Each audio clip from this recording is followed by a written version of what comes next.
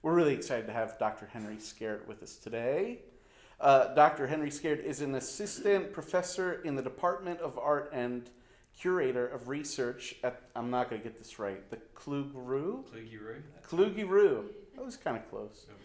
Kluge-Ruhe Aboriginal Art Collection of the University of Virginia. His research centers on the engagement of Indigenous peoples with the institutions. Sorry, let me start that again. His research centers on the engagement of Indigenous peoples with the institutions of art, with a particular methodological focus on the role of Indigenous communities in curating their own art histories. Would you guys give a round of applause for Dr. Henry Skerritt? Wow, thank you. Can everybody see the screen? I reckon if you're sitting over there, you should move over there, because I'm going to be talking about paintings, so it's good to be able to see them.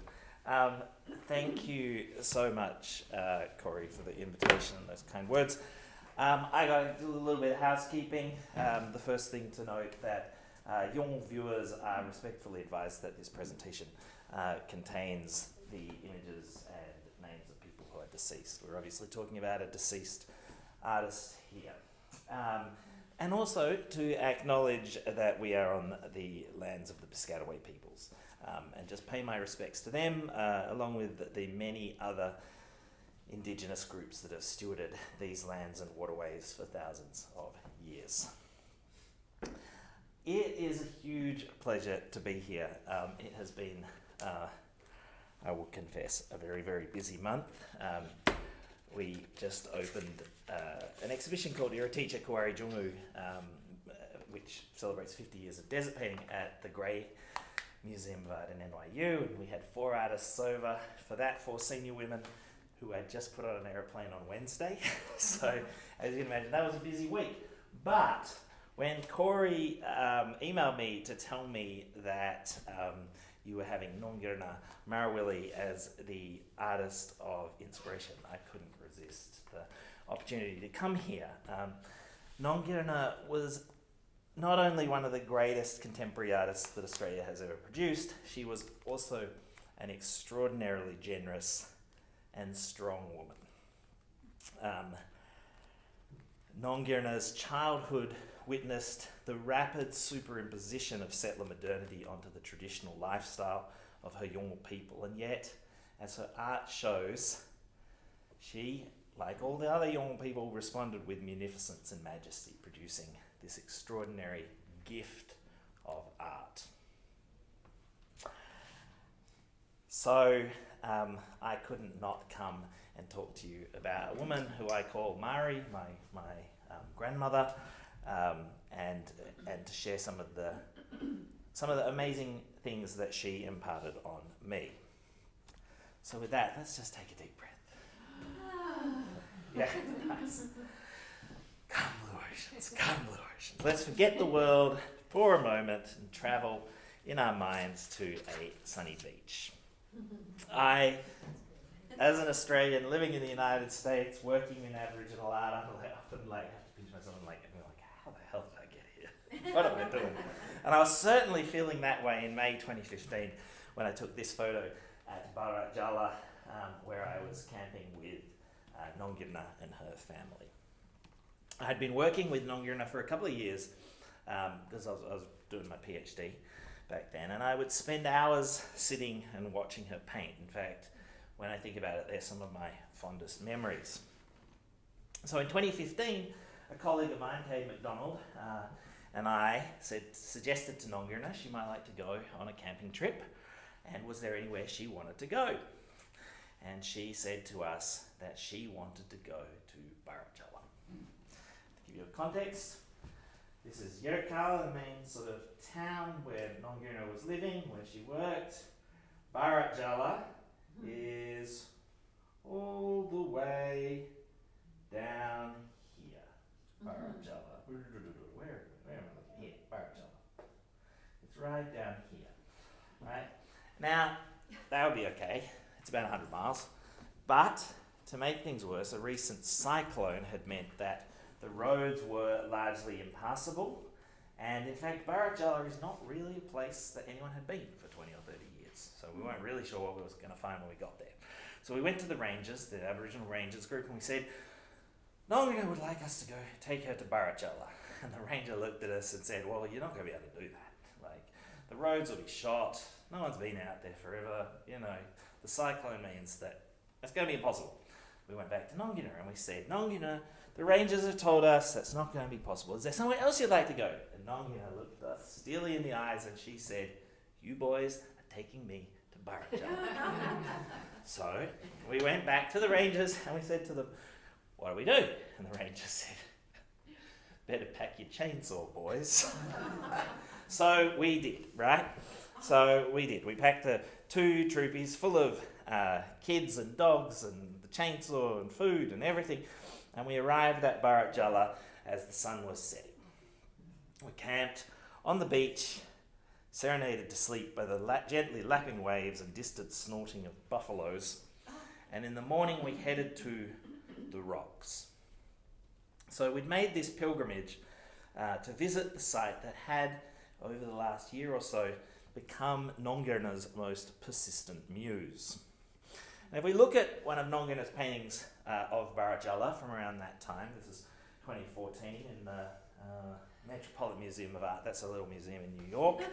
If we look at this, we can see many of the dominant elements of her oeuvre, right? We can see the meandering lines, the zigzags of lightning, crashing on the rocks, these trailing lines of dots that alternately symbolize the sea spray, the electric tongues of Mundukul, the lightning snake, and the Junganannin, which are the barnacles that Nonggirrnga says dress up the rocks. Now, standing at the rocks at Baragella, I will say it was almost impossible not to see them through Nonggirrnga's paintings. There were the barnacles, the salty sea spray lapping at their edges, the gently lapping waves shimmering like the lines of her paintings. As you can see, there was not a cloud in the sky, but my imagination rushed to the thoughts of cascading lightning crashing down, striking these primordial monoliths as Mundukul raised his head to the sky. It was an uncanny feeling, and I remember thinking how I, as an outsider, would never know this place in the same way that Nonggirrnga did. And yet, I knew it in a different way, a way that was entirely predetermined by Nonggirrnga's paintings. And of course, this is what great artists do, right? They change our way of seeing the world. One might think of the impact of Paul Cézanne's views of Mont Saint-Victor or Thomas Cole's paintings of the Catskills. And indeed, this alone would be enough to put Nonggirrnga in the pantheon of great Australian artists. But I'd like to stake a greater position for Nonggirrnga, for her achievements are not like Cole or Cézanne's simply about changing, one worldview, be it European or American, but rather Nonggirrnga created a visual language that speaks both within and across cultures, right? Within and across cultures. And when I say that, I don't just mean within Yolngu and within the art world, but speaking across and within both of these kind of worlds. And I think that's what makes her a really significant contemporary artist. So Nonggirrnga was born in the formative years of contact between the Yolngu and European invaders. So in fact these photos were taken around the time of her birth. Although there'd been occasional encounters with Europeans from at least 1874, it was not until the 1930s that this contact gained pace in central Arnhem Land with the founding of missions at Groote Island in 1921, Milingimbi in 1926, and Yirrkala in 1935. So we're talking, really recent times. The mission settlements created the locus of new, more sedentary communities, altering the traditional nomadic lifestyles of the Yolngu. Nonggirrnga's father, pictured here, Mundukul, was a renowned warrior of the Marapa clan. He had numerous wives of the Marakulu, Dirtijapu and Galpu clans. And Nonggirrnga's mother, Balungawoi, was one of 4 Galpu wives of Mundukul. Nonggirrnga was born into this traditional lifestyle and spent her youth travelling widely around Arnhem Land. Around Arnhem Land's the sort of what we call the sort of northern tip of Australia. So she's travelling these big distances and I remember speaking with her daughter Manuela, and Manuela just being astonished at how much her mother's family were travelling in their youth. It was only when Mundukul died around 1950 that Nonggirrnga moved to the Yirrkala mission with a number of other women and children from the family. So I'm going back to the map just to show you what I'm talking about, right? So Nonggirrnga was born down here, but in her youth she's really moving all around here. 1950, when her father dies, she moves to the mission at Yirrkala up here. Okay, so in actual fact, when that photo of her father was taken down here in Gurkaway, so they're really moving all around here. So she moves to the mission in the 1950s, but she doesn't go to school in the mission. Instead, she marries one of the sons of this fellow, Wangu Munungua, a man named Jutta Munungua, with whom they would have 6 children, 3 of whom were born at the newly built Yirrkala Hospital, which is now forms part of the art centre, the Bukolange Art Centre where Nonggirrnga works. In the 1970s, as the Homelands movement gathered momentum, she and the Jutta and their family moved to Wandawoi, so they moved back here. Right? So it's interesting. So she's crossing this historical moment when Indigenous people at first are getting moved into settlements, but then in the 1970s are returning to all of these little dots of little homeland communities, places of 100 people or less.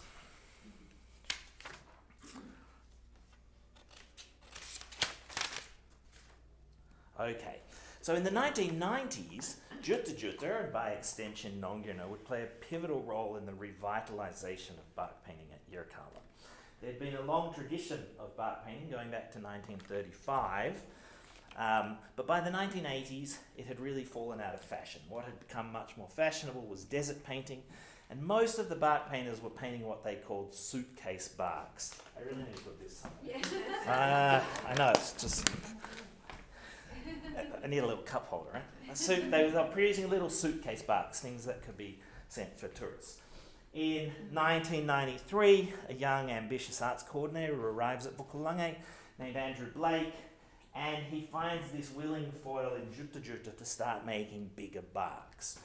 The first one that Jutta produces is this one, Marna the Shark, and if you look at it closely, it's very, very clear that a lot of the line work in this painting was done by Nonggirrnga. Right? Okay. Jutta's painting inspired a lot of interest in the community, leading to requests from many artists for big barks. This led to 3 major commissions, the first one being this one for the National Gallery of Victoria. Where's Jutta's in here? It's got to be in there somewhere. That's by Jutta. Anyway, I love this image. That's Yirrkala. So they do this first commission. It's followed in 1996 by a commission for John Kluge, the American billionaire, and that is now at the University of Virginia, where I work. And then lastly, in 1998, the community would band together to do a large commission as part of their High Court case for sea rights. Right? They were aiming to win. They'd won their land rights in 1976, but they were aiming to win sea rights, so they painted 80 large barks. So, from Jutta's first large one, we move into this thing. Now, Nonggirrnga is helping Jutta with his barks, but she's also producing works under her own name. Right? This one's at Kluge-Ruhe. This one's from Saltwater at the National Maritime Museum. Now, these 2 paintings are really interesting because they cover 3 different clans' designs. Right? To the left, this one, which was a collaboration between Nonggirrnga and her daughters, Manula and Rekiwanga. They've depicted the Japu clan up here. This is Bongu, the Thunderman, Japu clan, and how the Japu clan's waters connect to the waters of the Galpu clan, which is Nonggirrnga's mother's clan. So this is her children, her husband's clan, her mother's clan. This is her clan, the Mardapa clan. Mardapa clan, she's painted Baru at Baragella there, right? Okay.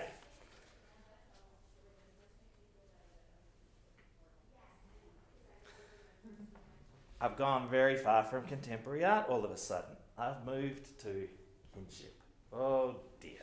I'm an art historian, I'm not an anthropologist. You mentioned kinship and I often get worried, but you can't really understand Aboriginal art. You can't understand Yolngu art. You can't understand Nonggirrnga's painting without some idea of the social structure. Kinship, or what they call Gurrutu, the Gurrutu system.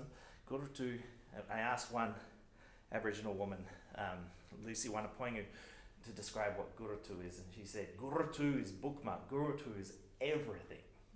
Right? And so you can't understand the paintings without understanding a little bit about the kinship system. Okay, so the entire Yolngu cosmos is divided into 2 halves. And those halves, the French term for it is moieties, right? But it's a French term. We don't need to use it. Halves is good. The entire Yolngu universe is divided into 2 halves. Dua and Yirritja. Right? Dua, Yirritja. This is really important. Everything in the universe is either Dua or Yirritja. Every rock, every animal, every place, every person, every body of water is either Dua or Yirritja. Okay, when you are born, you inherit that identity from your father. So if your father is Dua, you are Dua. If your father is Yirritja, you are Yirritja. Got it. But you must marry someone from the opposite half. So if you are Dua, you must marry someone who is Yirritja. If you are Yirritja, you must marry somebody who is Dua. Which means that your spouse is always the opposite. It means that if you are it means that your mother, whoever you are, your mother is also always your opposite. Okay? Keeps it very complicated. Right? Within that you have clan groups. These sort of individual families, and each clan is either Dua or Yirritja. Dua or Yirritja. Okay? Okay. So that sounds really complicated, and it creates this really extremely complicated system of who you can marry and what your children are and things. And honestly, you'd need a PhD in anthropology to understand that diagram.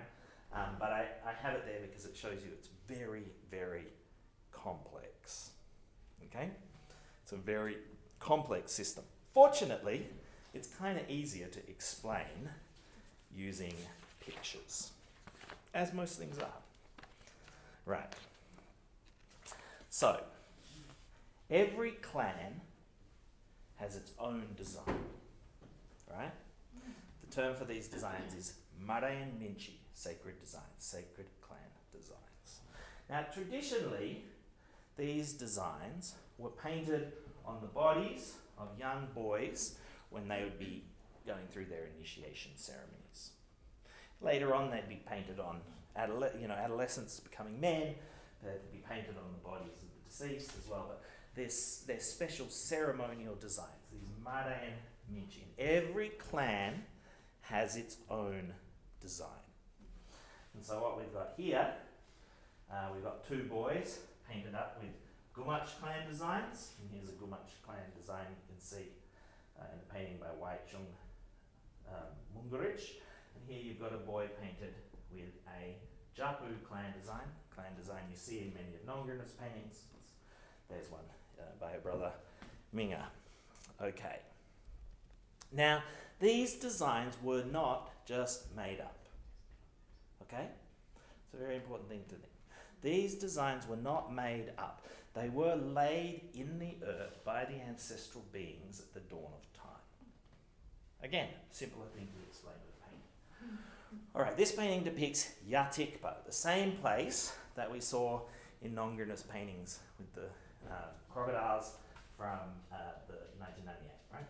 Okay, so this is Nonggirrnga Marawili. We would call him Nonggirrnga's first cousin, but she would call him brother. So her Nonggirrnga's father was the older brother of Jambawa's father.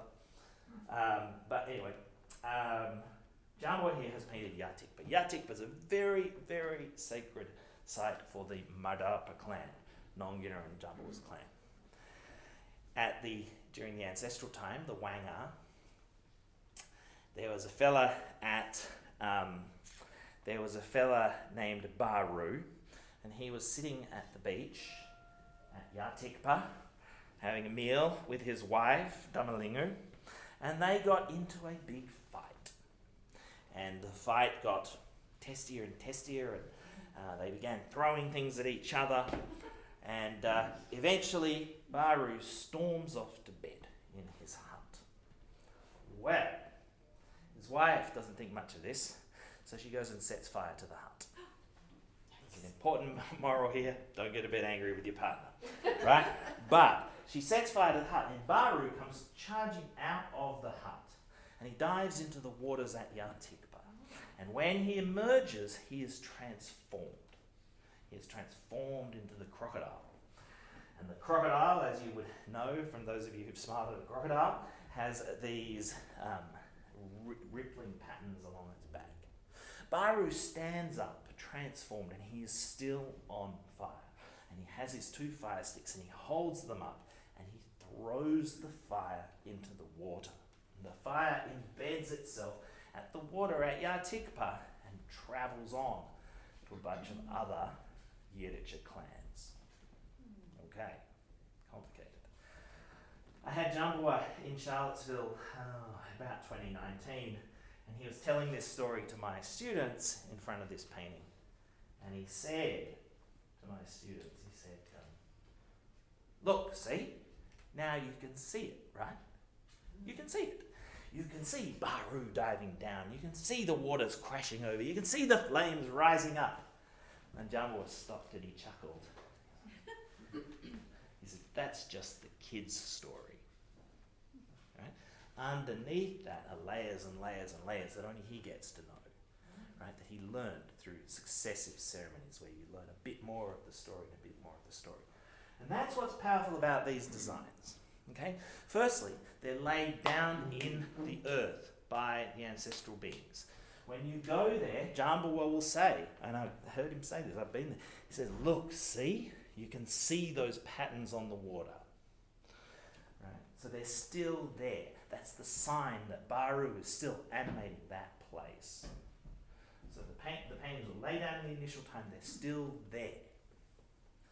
The second thing that's really important is they are abstract, meaning that they represent the crocodile and the fire and the water and many other things, right? What's powerful about these designs is their ability to both reveal and conceal. They're powerful, but they can also hold many meanings. They can give meaning, aesthetic meaning, shimmering power, but they can also hide meanings, okay? It's very important. So the story of Baru at Yatikpa is generally depicted using strings of diamonds. But most Yiddish clans, so one half, have a variant of diamonds. And so Jambawa can shift and turn his diamonds. He can make them move like fire. He can make them shimmer like the waters. But he can't cross-cut into somebody else's diamonds. He has to be careful. He can't extend his diamonds so much that they start to look like Dalwongu diamonds, or he can't clump them together so much that they look like Gumatj diamonds. However, the fact they all have diamonds indicates they are all connected. Okay, so there's another thing that these diamonds are showing: connection. And each of these is a different place with a different story, with a different song, but they're all diamonds. Okay, have I still got you? You're still here? You're still with me? Good, good, good, good. Okay. Back to Nonggirrnga. Although Nonggirrnga painted those big paintings for each of the major Bukalunge projects between 94 and 98, she was an infrequent painter prior to 2005. She was mostly working assisting her husband. During this time, however, she produced a substantial body of prints after the opening of the Yirrkala print space in 1995. The Yirrkala print space continues to this day. It's one of the only, it's one of the very few Aboriginal-run print studios. If you go online to the art centre, which is yirrkala.com, you can actually buy these prints, and they are ridiculously affordable, including works by Nonggirrnga. I think they still have some of her works on there. Anyway, the introduction of printmaking introduces a new conundrum. What does the Yolngu do in the face of mechanical reproduction? Okay, the Council of Elders in 1998 declared that in order to maintain and protect the core Yolngu tradition, Minchi, the Marae and Minchi, the sacred clan designs, may only be produced by hand on bark and not by machine. Okay, so this creates a conundrum. What do you do? Well, here's what Nonggirrnga does in her first print. What do you notice in this picture?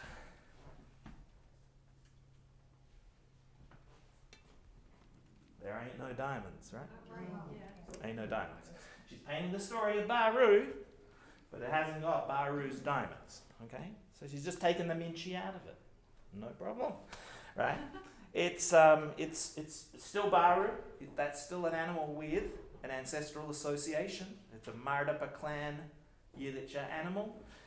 So it's still Nonggirrnga's right to paint that, but she hasn't put in the diamonds, okay? Easy. Easy enough. Okay, well, what about this one? This is where things start getting really, really interesting. And this print, I think, is a real keystone moment when Nonggirrnga begins to develop a strategy. And what her strategy is producing these kind of irregular, all over the place designs that are not quite the Minchi. They're not quite the diamonds, but they sure as hell have some allusions to them, right? Interesting. Interesting idea. All right, 1998. Let's flash forward to 2012. In 2012, Nonggirrnga joins the stable of Outcasts and Galleries, one of the very significant Aboriginal art galleries in Melbourne. Okay, for her first show in 2012, which was named And I Am Still Here, most of the works contain these grids. And those grids belong to her husband's Japu clan, right? This is a Dua clan, no diamonds, grids. Most of the works in the show are that, right? These are designs she's inherited the right to paint from her husband, Jutta. And whilst they're kind of wonky and they've got kind of Nonggirrnga's awesome energy, they're still Japu clan paintings. Okay. However, the exhibition also contained a couple of paintings that were a little more curious. These two paintings. And these two paintings, I think, are the two paintings that mark a really decisive shift in Nonggirrnga's paintings. The first one, and this was a painting that she always said was really important to her, frigate birds on the horizon. In this first one, she's painted a site called Nonggirrnga, all right? And Nonggirrnga is sort of on the horizon, and it's where where a whole number of Yiddicha waters meet and merge. So it's this site of connection where Yiddicha waters meet and merge. It takes waters from the Madarpa clan out into the ocean where they meet with the Dalwongu, the Mangalili, the Munyuku clans. All these clans' waters are merging on the horizon, the place where the frigate birds float. And she's painted that as these wavy parallel lines. In this painting, she's done Yatikpa merging with Munguru, right? So this is the waters of Yatikpa where Baru put the fire into the waters, and this is them flowing out into the deep ocean. All right. What's really interesting about both of these is that for the first time since the 90s, she's returning to her own clan, the Yiddicha clan, the Yiddicha Madarpa clan's designs, but look what she's doing. She's really kind of moving around them, right? Very soon, she'd start doing things like this, where her entire barks would be covered in an undulating mesh of loose diamonds, which had this ripple over the dynamic motion of the sea. But again, they're kind of hard to make out as pure diamonds. Okay. Her next really significant breakthrough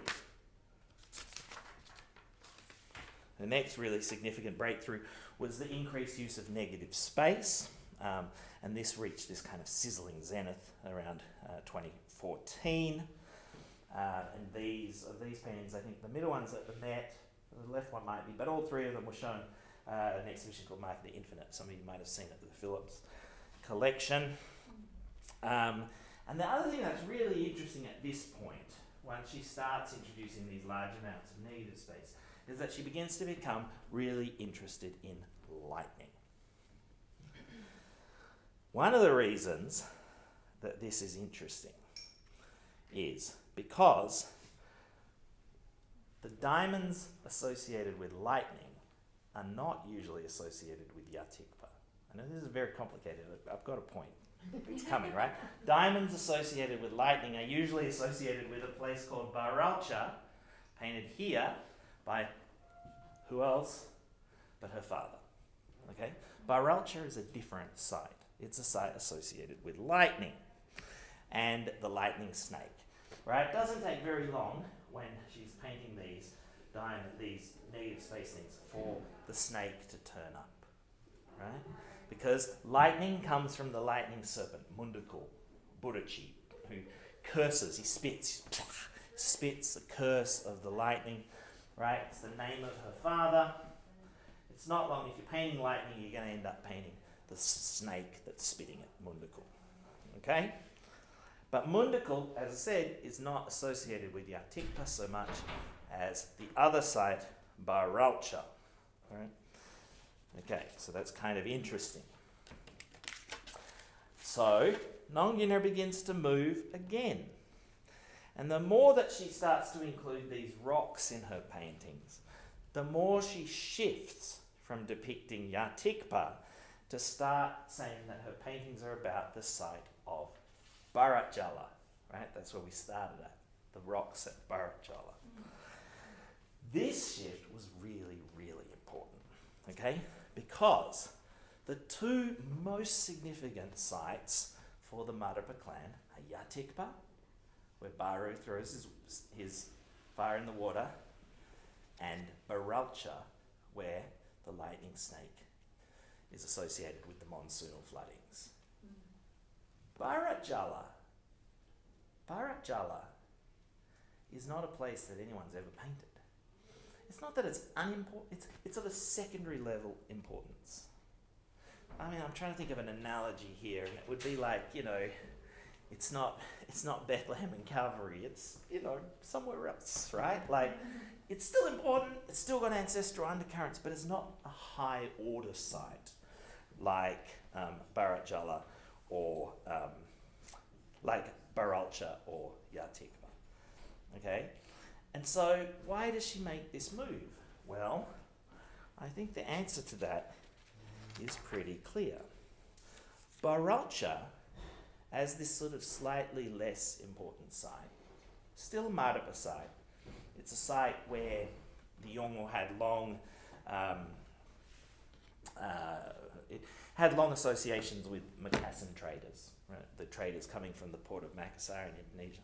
But it doesn't have so many ancestral connections. And what it does is unleash an iconic freedom in her work, right? An iconographic freedom in her work. In 2015, she wins the National Art Award Bark Painting Prize for this painting. And I mean, this painting, aside from being enormous, 104 inches, is unlike anything else. It's really minimal. It's sparse. You can still see her iconographies in here, but she's paring them right back. And this move to painting Baragella allows her to kind of find this very radical place. However, if this painting has a mystery to it, it also has a legibility that comes from all the illusions and associations that she's developed through her paintings before this. So I can look at this painting and go immediately think, oh yeah, it's Baragella, it's got the rocks, it's got the lightning, it's got the barnacles. But those are all illusions that she's carefully built up over her paintings over the few years before.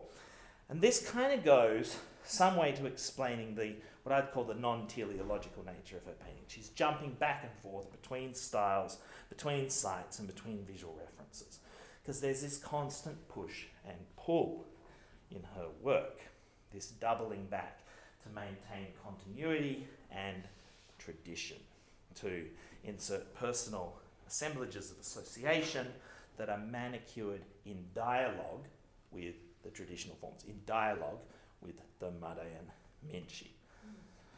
Okay, now there is a narrative that has emerged around Nonggirrnga's paintings that situates her amongst a localized group of extraordinarily powerful Yolngu women, Gulumbu, Yunapingu, Nyapa Nyapa, Yunapingu, Nananapu, Memiru White, Wurapanda.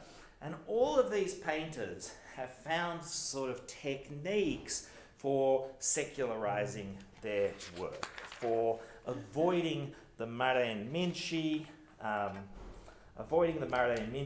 while retaining or remaining faithful to the core values of Yolngu cosmology. So, Gulumbu, for instance, painting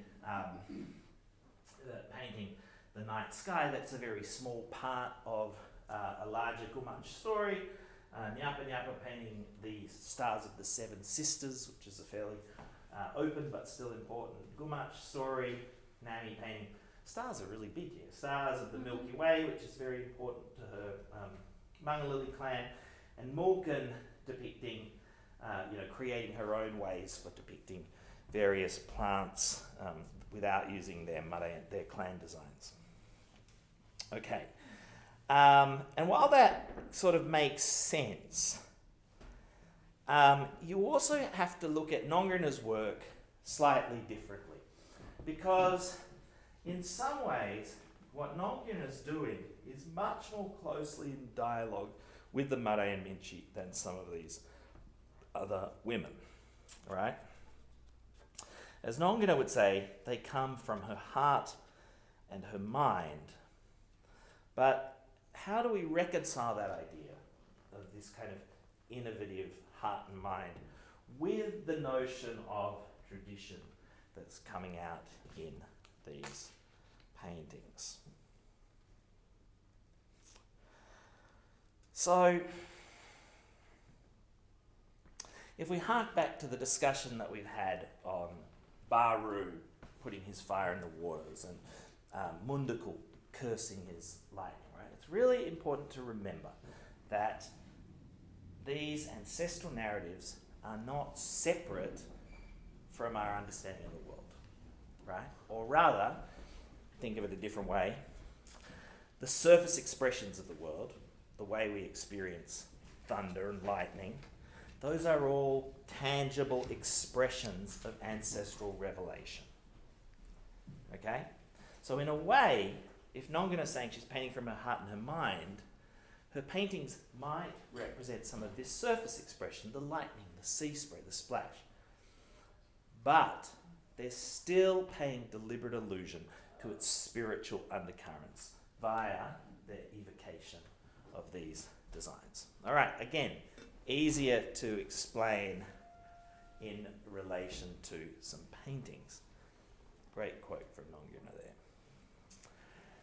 Okay, So in 2015, I was at Yirrkala and Nonggirrnga said, as she often says, go and ask my brother Jambawa. Go and ask Jambawa. He'll tell you I'm not doing the sacred designs. I'm just doing the surface. I'm just doing the surface. I'm leaving the sacred designs for the men. And so I asked Jambawa, and he took me into the gallery at Bukalanga. And as it happened, there was a row of his paintings lined up and a row of Nonggirrnga's paintings lined up. Right? And Jambawa said, look, let me explain it like this. He said, look at my painting, and then look at hers, and then look at mine, and then look at hers, and look at mine, and look at hers, and then squint a little. And he said this thing, and I'll never forget this. He said, she's not painting the Minchi. It's just the country speaking through her. As an art historian, that's me when you're running at your paper. It's the country. Unbelievable. It's the country speaking through her. Now, what Jambawa was trying to explain here is a very complex relationship between Yolngu clan designs and the natural world. The Minchi are not made up. The patterns are laid down in the earth from the beginning of time. But the country is mute. And so, the role of the Yolngu, according to Jambawa, is to speak its names, to sing its songs, to paint its patterns. Painting those patterns is an assertion of one's knowledge, ownership, and identification with particular clan estates, which Jambawa describes as like title deeds. He says they're title deeds. But when he says they're title deeds, he's not talking land ownership in the way that we think about it as Western property law, right? I own this chunk of land, you own that one. Because all identity also comes from the land. Nonggirrnga and Jambawa would consider themselves, these are their ancestors. Baru is their ancestor. Jambawa often says, I am Baru, right? I am the embodied living essence of Baru. And so as a result, he shares substance with these places. Okay?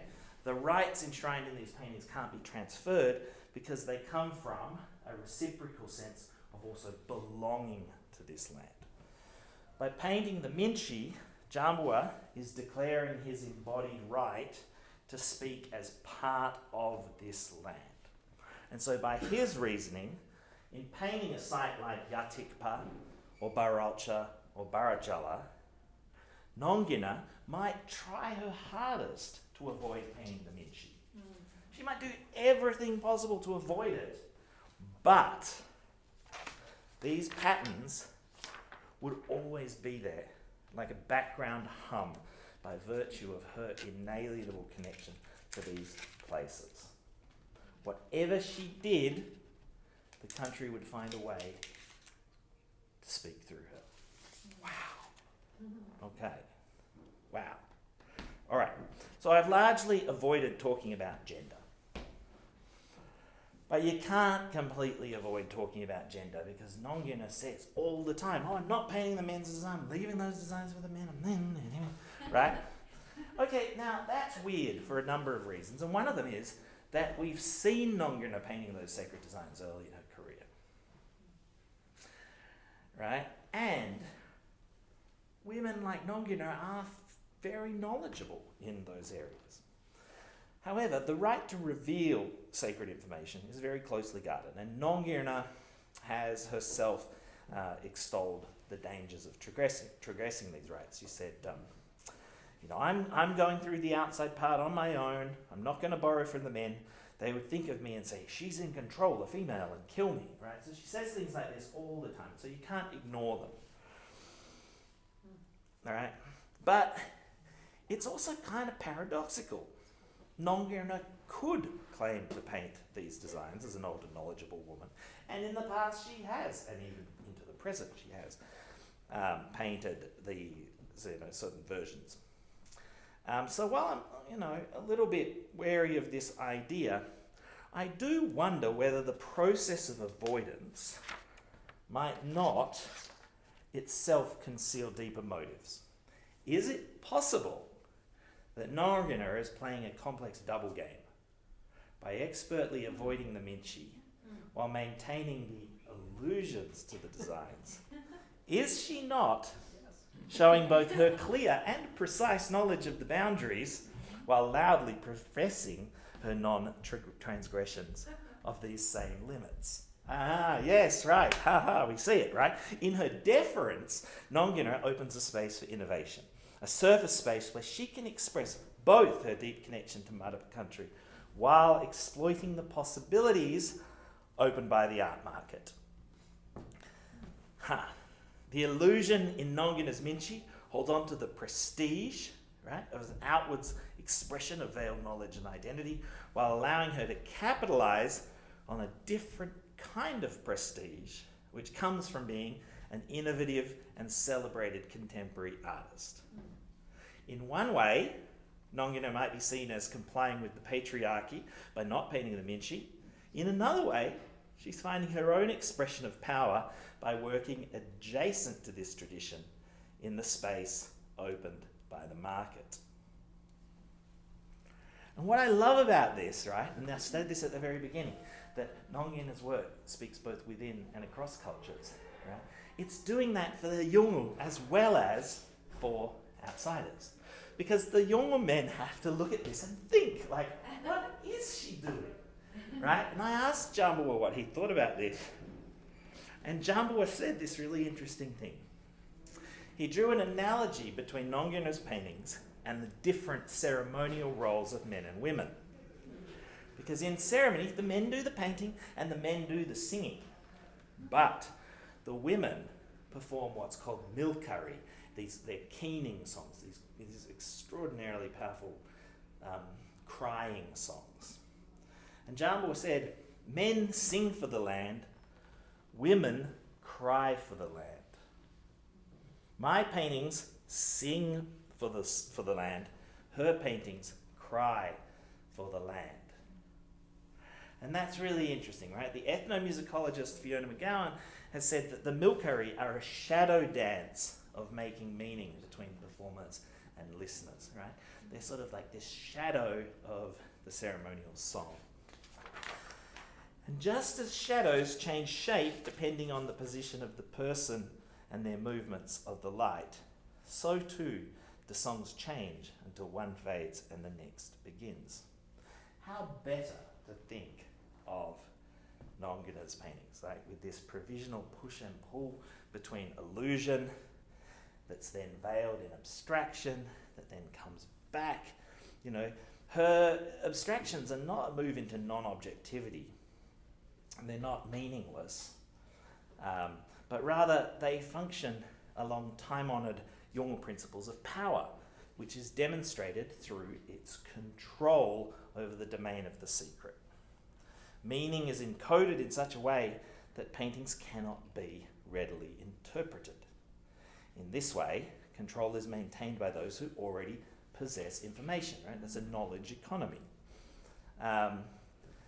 So it's here that the political power of her illusions, this building of a complex web of associations and references, becomes really apparent. Nonggirrnga uses abstraction to deflect any suggestion that she's encroaching on the authority of others, while revealing a deeper ontological link to the power of the land. A knowledge held within herself that only she controls, the country speaking through her. All right. So, let's return. I'm going to tie this all together, hopefully, to the painting that started all of this, right? Frigate birds on the horizon. So we've got these 4 Marapa birds floating at the edge of perception, the horizon, where all of these Yiddicher waters meet. For the German philosopher Edmund Husserl, the horizon was both a limit but not a boundary, right? He argued it's determinable but never fully determinable indeterminateness, right? Which I bet is much clearer in German. But think about the horizon. It's a real thing, but it's a thing that's always moving further. Okay, that's Husserl. But for the Yolngu, the boundary, the horizon, where the clouds stand, as they would say it, is not, just a pure indeterminableness, but asserts the existence of an integrated system of identifiable and territorialized flows of water. Right? So in other words, the boundaries are the place where identities meet. The boundary is not an edge, but it's a place where we can all come together. Being at Baragella and seeing the light reflect on the waters, feeling the sand beneath my toes, taste the brine on my lips, I was seeing how Nonggirrnga's paintings came to be in a very different way. For Nonggirrnga's paintings are a response to this place. They are a response from her heart and from her mind, from her memories, from her experiences, but those kind of responses are neither purely phenomenal nor unmediated by tradition. In other words, right, when we're in a landscape, we're not in a position where we're just responding to this thing. Like, our responses are always conditioned by our experiences, by the way we've been socialized, but those two things work together, right? And this, I think, is what her paintings are about. They are about mixing and connections. They are about encountering the other and finding places where our waters meet. That was what I sensed on the beach at Baragella, and it's what I've come to see in the paintings of Nonggirrnga Marawili, this picturing of an alternate system of seeing, valuing, and understanding the same world while resisting distance or objectification, like creating an unknown other. Right? So they're really, when I talk about these as a gift, they're a total gift because they're really about finding ways to explain one world in another. In our age of globalization, when xenophobia is on the rise, when people are very keen on building borders, building, fixed horizons, I suppose we could say, this imagining of both our difference but also our connectivity has never been more urgently needed.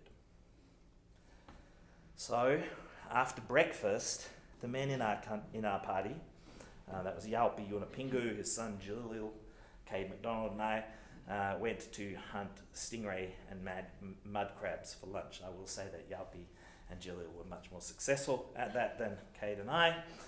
And while we did that, Nonggirrnga took the women in the party, which included her daughter Rekiwanga, some of her grandchildren, and she went to the rocks here. This photo was taken by Annie Studd, Cade's partner. And there, on the rocks, Nonggirrnga performed the Milkari, the keening songs. She cried one more time for her country. She was an old woman, aware that she may not ever return here in her mortal life. Perhaps not until her spirit made its final journey home. And as I was off with the men, I couldn't hear Nonggirrnga's cry, but as we returned to the camp, the old woman was silent, with just a tear in her eye.